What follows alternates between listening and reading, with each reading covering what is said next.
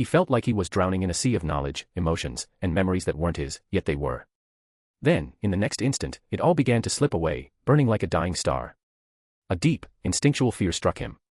A fear unlike anything he had ever known. He scrambled to hold onto the memories, to keep them from vanishing, but it was useless. It was like trying to catch sand in a storm. The more he reached, the more it slipped through his fingers. He knew this was going to happen. The old him had known that this would be terrifying. That the horror of feeling a part of himself erased would be enough to make him want to undo it. To resist. To try and hold on. But the decision had already been made. The burning memory faded piece by piece, taking with it the crushing weight of eternity. The immense history, all dissolved into embers to protect himself, leaving behind only what truly mattered. And as the fear lessened, as more and more of that ancient existence was stripped away, only fragments remained. Instincts. Core memories. Not the battles, not the wars, not the divine wrath, those were gone. What remained were the quiet things. The moments that had meant something to him. His childhood. His time spent with Venus, hidden beneath its clouds. The people he had met, the human minds that had fascinated him, made him question, made him stop and think. Leo's breathing was heavy. He was still himself. He had not become Lucifer, not truly. But something inside him had changed. His eyes, once young and unburdened, now carried an unfamiliar weight. They were not old, but they felt like they had seen too much. As if some deep part of him had aged in a way that could never be undone. Leo took in his surroundings, and the first thing he realized was how wrong everything felt. This place didn't follow any natural logic. The air around him wasn't really air, it was filled with grain, the cosmic dust left behind by celestial destruction, mixed with the ashes of the burning planet's surface. Breathing it should have been impossible, but he could. His body just knew how, as if it had always been part of him. The land beneath him was hot, uncomfortably so. It felt like he was lying on a surface that had only just started to cool down from a great fire. The heat didn't burn him, but he could feel it radiating into his bones. Slowly, he raised his right hand, turning it over to look at his wrist. There, burned into his skin, was a pattern of bands, Rhongomyniad's bands. The marks weren't deep, but they were unmistakable. Leo exhaled, watching the strange sky above him. Leo felt tired. Not in a way that weighed on his body, not even in a way that clouded his mind, he just did. It was an exhaustion that went deeper than thought or reason. Like something fundamental in him had burned out, leaving only the lingering exhaustion of what used to be. There was only silence for a while, broken only by the slow, deliberate sound of footsteps against the scorched ground. Each step was unhurried, yet firm, like they belonged to someone who had no doubts about where they were going. Leo's eyes darted from side to side, restless. He didn't need to turn around. He already knew who it was. The only person he still remembered, fully, clearly, apart from his father. His breath hitched for just a second, and then, warmth. A pair of arms wrapped around his torso, steady and unyielding. The touch was familiar, grounding, like something from a life that wasn't quite his. Venus. For a moment, something inside him resisted. The echoes of who he had been wanted to pull away, to refuse this moment of connection as this was a connection Lucifer made, to hold on to the fear of losing himself. But then, he stopped. The tension in his muscles eased. His restless thoughts quieted. He let himself be held. His eyes which were staring at nothing seemed to settle in a sort of realization. And just like that, the memories that had felt foreign became something else entirely. They were his. Had always been his. Leo closed his eyes and let out a slow breath. He wasn't just remembering Lucifer. He was him. And yet, he was still himself. In that instant, all hesitation faded. The lingering doubts, the fear of losing himself, the uncertainty of what was his and what had been Lucifer's, they were all burned away in a single, blinding moment of clarity. Leo's fingers tightened around the hands wrapped around his torso, his grip steady and sure. He turned, slowly, until he was facing her. Venus, the only person who remained, no matter how much the world had changed. His gaze met hers, and for the first time since opening his eyes again, he smiled. Leo finally returned to the physical world. The sensation was strange, like waking up from a dream that felt too real, where every touch, every word, every emotion still lingered as if he had lived an entire lifetime elsewhere. He had explained everything to Venus, Vivi, as she now called herself. He told her the truth, down to the last detail. That the world they had lived in, the battles, the choices, the sacrifices, had all been a result of his creation. Something he had coded. A reality that, while beyond real in every conceivable way, was still a creation designed to forge his own path. Even if the result was far from what he had planned. It should have ended the way he had written it, but it didn't. The people he had met, the emotions he had felt, the memories burned into his mind, they weren't hollow. They weren't fake. They were as real as anything else. And they led their life beyond what was coded. It was a true case of cogito, ergo sum. I think, therefore I am. Vivi had listened, patiently, as he struggled to put it all into words. How she was never meant to exist. How she was simply a fragment born from his mind's desperate attempt to find something real. How the Lucifer she had sacrificed everything for, the one she had loved, was gone. She didn't get angry. She didn't cry. She didn't argue. Instead, she looked at him, her expression calm, unwavering. And then, she smiled. Is he? That was all she said. It left Leo perplexed. Vivi's existence was a variable that should have never made it to the final result. Yet, here she was, standing before him, breathing, thinking, feeling. She existed in a way that defied the logic of his creation. If he didn't have access to all the information, if he wasn't aware of every detail, either by virtue of his abilities or because he was the one who had built it, he wouldn't have been able to argue that she wasn't real. But the more he thought about it, the more it felt wrong to say she wasn't. He had simulated life too well. Vivi wasn't just data. She wasn't a product of mere code or an artificial construct bound to a purpose. She had will. And as much as Leo wanted to walk away, to leave this anomaly behind and utilize the concepts, he couldn't shake the unsettling truth. Vivi existed. And he had no idea why. I just need some time to come to terms with this, Leo thought. He exhaled, sitting up from the cracked sandstone beneath him. The engravings that once adorned it had long since burned away, leaving only faint traces of what had once been.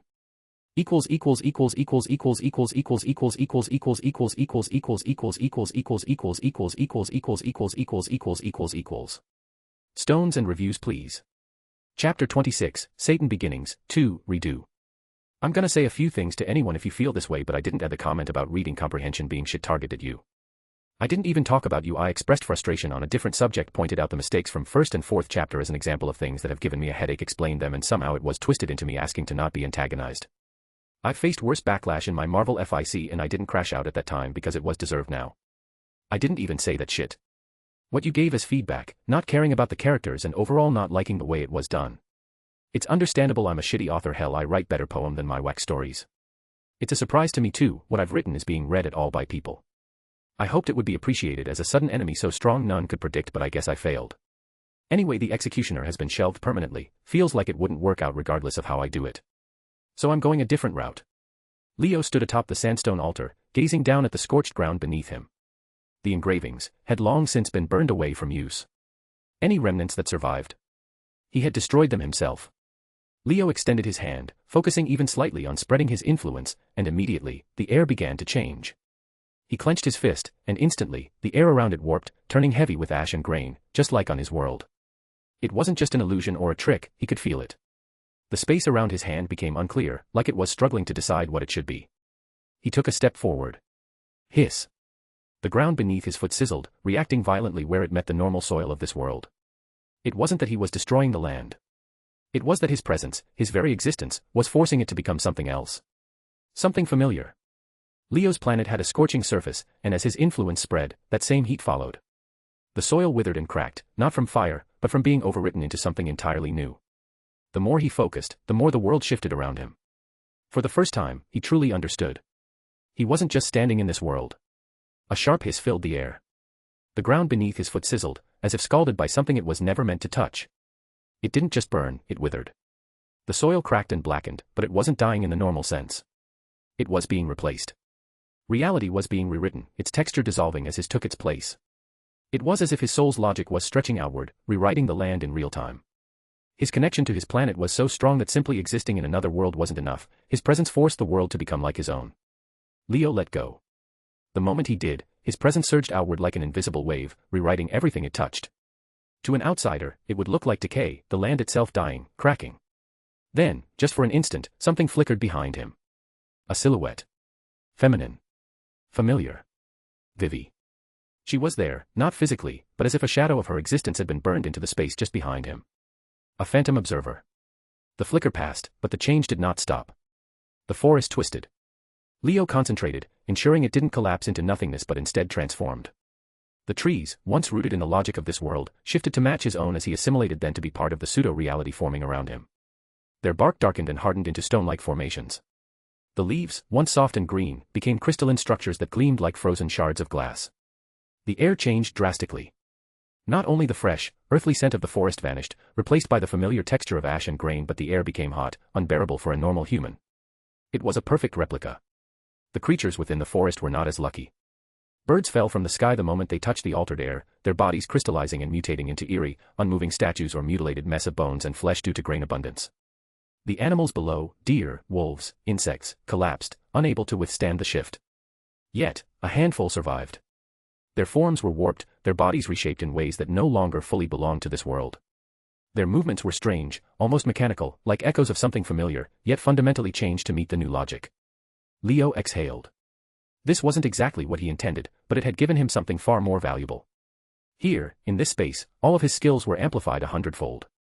Here, he no longer needed the administrator's permission for neogenesis. Because as long as it was within his domain, Leo was the one who decided what was real. Eisen walked through the halls of the Continental Mage Association, his mind sorting through all the knowledge he had just acquired. He had everything he wanted after finding out MLST of their knowledge about the three people they were here to target. Eisen took the opportunity to learn about magic. With his enhanced mind, reading all the books present was an easy task. As he stepped toward the exit, something else occupied his thoughts. Ryatsu and mana. Two separate energies. Two different systems. He had wondered how they would interact. So, on a whim, he had offered Siri a taste of his power. It was meant to be nothing more than a curiosity, a minor enhancement. But what happened was far beyond his expectations. Siri had become 3 times stronger just by awakening to Ryatsu. Her presence, once refined and controlled, now had an edge to it, a depth that was distinctly different from any mage in this world. Before he could step outside, her voice called out. Wait. Eisen stopped, turning his head slightly. Siri approached, her usual calm expression tinged with something new, fascination. She raised her hand, letting streaks of Ryatsu-infused mana flow between her fingers, crackling like lightning. This gift of yours. She murmured, her violet eyes glowing with newfound depth. Fascinating. Even if we couldn't serve much for your greater cause, I must admit you have been the most generous. She clenched her hand into a fist, and the air trembled slightly around her. I never expected to experience something beyond mana itself. Eisen chuckled, stepping past her. Consider it an experiment. He spared her a glance. And a parting token. What you do with it is of no concern to me. Siri tilted her head slightly, lips curving into an amused smirk. You're quite the enigmatic man, Lord Eisen. His smirk deepened. Oh. And you're quite the eager student, Siri. Let's see if you can put that power to use before your time runs out. Leaving her with that cryptic remark, Eisen stepped through the association's grand entrance, bathed in the twilight glow of the world beyond. The moment Eisen stepped through the front gate, he felt it. Killing intent. Silent. Unwavering. Sharp as a blade pressed against his throat. He didn't need to look. He already knew. A girl stood before him. Purple hair. A sleek visor covering her eyes. A sword in hand, its blade gleaming under the light. Her presence was unnerving. Not because of what she showed, but because of what she didn't. No emotions. No hesitation. No presence like she was soulless. Just a cold stillness. Eisen's gaze sharpened. The girl moved. Not a step. Not a dash. She disappeared. In the fraction of a second before her attack could land, Eisen acted. His voice rang out with absolute precision, like a decree of fate itself. Heido no Hyaku, Shuin no Kairo. Way of Destruction number 100, Corridor of Demise. The ground ruptured. From beneath them, thousands of green strands of Ryatsu burst forth, sharp, jagged, and alive. They tore through the air, twisting and shattering the street, wrapping around the girl in an instant. Buildings around them crumbled into dust, their structures decaying the moment the energy touched them. The strands coiled tightly around the girl, spiraling clockwise, then counterclockwise. And then. The explosion. Contained within a small radius, yet the sheer intensity of it sent a column of green fire into the sky, punching through the clouds like a spear. The heat was so intense that the ground melted instantly, and the earth beneath them split open. A perfectly cylindrical chasm, 3 meters wide, hundreds of kilometers deep. At the very bottom, rivers of molten lava churned and bubbled, eager to devour whatever remained. Eisen stood at the edge of the abyss, his expression unreadable. He didn't move. Because he already knew. She wasn't dead. Leo felt an intruder in his domain. He turned, eyes sharp, and met the gaze of a winged woman with flowing white hair and an elf-like, emotionless face. She's strong, he deduced that immediately. Not because she radiated killing intent or power, but because she ignored the rules of his world quite easily. That was wrong.